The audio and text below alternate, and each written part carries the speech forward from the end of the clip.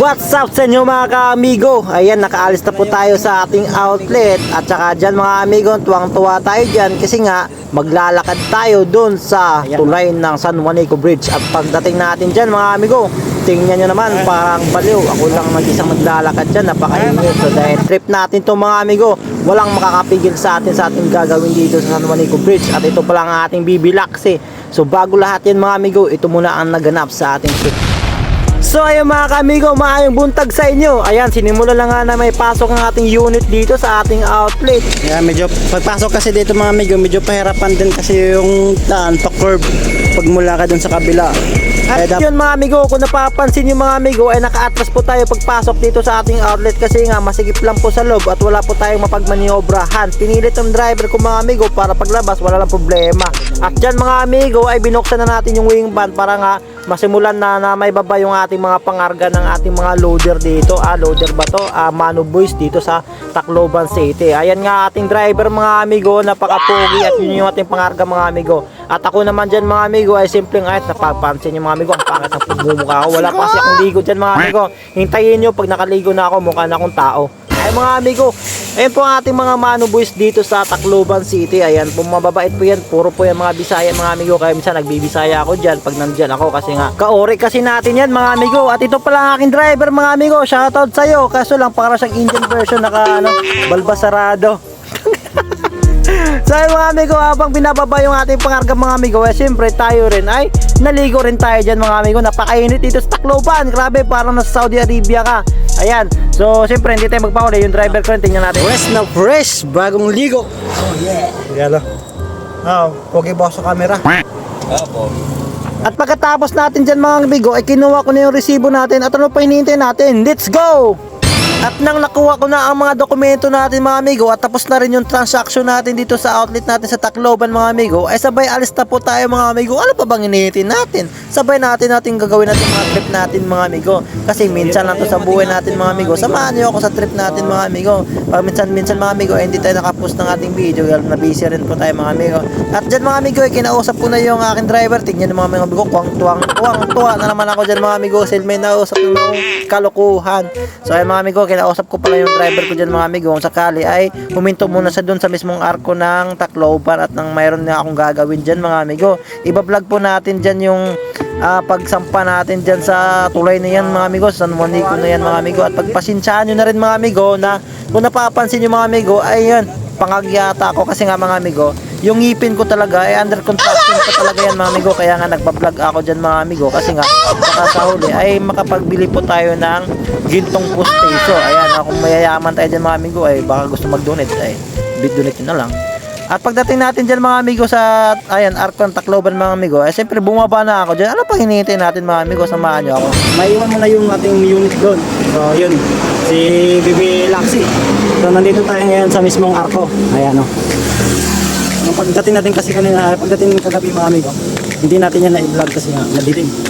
Nakarating na po tayo dito sa Tacloban, gabi na po yun. So ang gagawin natin ngayon mga amigo, ay na-experience man lang natin na makapaglakad doon sa mismong tulay ng San Juanico. Ayan, yun yung ating Bibi Laxi at yan po yung arko ng Tacloban. At finally mga amigo, ay nandito na tayo sa board sign ng Welcome to San Juanico Bridge sa bukanan ng tulay mga amigo. At dito din nakalagay mga information about dito sa tulay mga amigo. So samahan niyo ako ngayon mga amigo sa trip natin mga amigo. Finally, this is it. Maranasan natin na makapaglakad dito sa tulay ng San Juanico Bridge mga amigo. Sa pagpatuloy natin sa paglalakad mga amigo, ay napansin natin tong signboard na to mga amigo. Dito pala nakikita yung iba't ibang uri ng mga sasakyan at iba't ibang uri ng bigat ng sasakyan mga amigo, kung anong pwede lang dumaan dito sa tulay ng San Juanico Bridge. Kadalasan makikita yan mga amigo sa bukana. Tingnan naman mga amigo yung buwaghag. Ayan o. Minsan lang naman tayo makapunta dito mga amigo. Kaya sabi nga nila, sulitin mo. Kasi hindi mo alam kung makakabalik ka pa ba dito. Diba?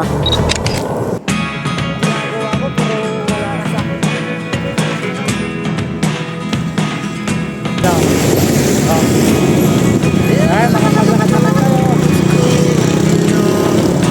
Diba? Ganda ng tanawin, no? Ganda ng tanawin mga amigo. Diba? Mayroon din pala silang ano dito, parang tambayan ba? Tambayan, parang plaza na maliit. Kaya maganda dito makapag-moni-moni. Ayun ginawa na nila. Mayroon na silang parang tambayan sa mga tao. Mga amigo, samahan nyo lang ako hanggang dulo. Tignan nyo mga amigo. Maganda sa tracking. Makakakita ka ng mga gagandang view, lalo na pat nature lover ka.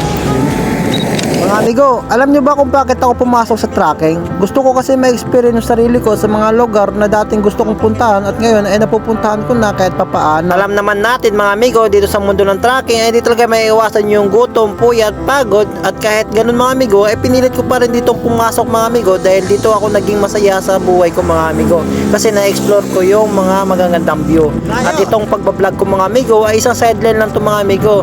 Hindi ko naman pinilit sila mga amigo na gustuhin ako. Ang sa akin ng mga amigo ay nagawa ko yung mga gustuhin ko sa buhay. At ito ay nagpapasalamat ako dahil nakapasok ako dito at naisabay ko yung pagbablog mga amigo. Baka ma-discover pa ako sa hirap ng buhay mga amigo. Marami nang sumubok na maging vlogger.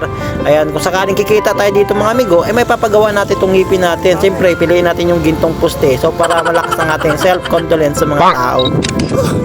Grabe. Ang ingal. Grabe. Finally, nandito na rin tayo sa taas. Nakarating din tayo. Grabe. Angal. Welcome, Samar. So ayun mga amigo, hinangal po ako. Ayun mga amigo, according to my research mga amigo, base kay gulo-gulo, itong haba ng tulay ng mga amigo ay nasa 2,200 at 7,200 na tampakan mga amigo. Ganun kahaba mga amigo. Kapag dumaan ka dito mga amigo, tsak, yung tuhod mo talaga ay manginginig. Napakahabang tulay na ito mga amigo. Isa sa mga pinakasikat na tulay dito sa ating bansang Pilipinas. May motor doon Yan, may motor doon. Di ba kung saan sila, ba't wala dyan ang driver? Yan. Grabe. Ganda mga amigo, ganda. So bago tayo magabang sa driver natin mga amigo, siyempre mag-iwan tayo ng picture dito. Ayun Grabe. Mapagod takbuhin. Mas maganda dito mga amigo pag hapon.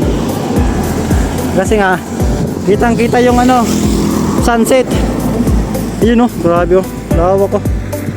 Ang ganda. Ang daming mga bangka doon.